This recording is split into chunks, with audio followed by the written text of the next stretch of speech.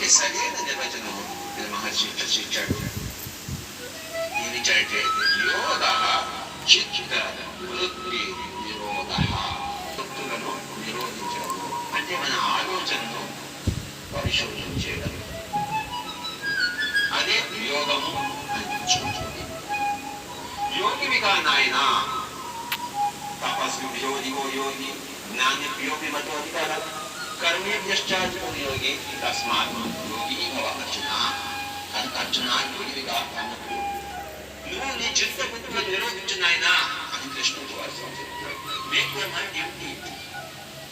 24 గంటలు ఆ ఫ్యాన్ పెరుగుతూ ఉంటే అది కాలిపోదు.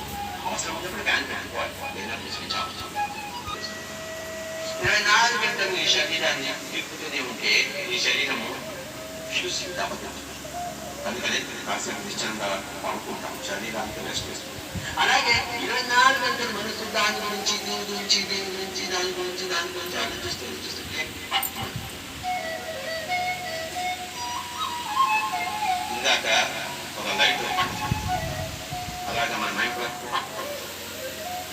అప్పుడు వాడు చావు వచ్చింది అంట.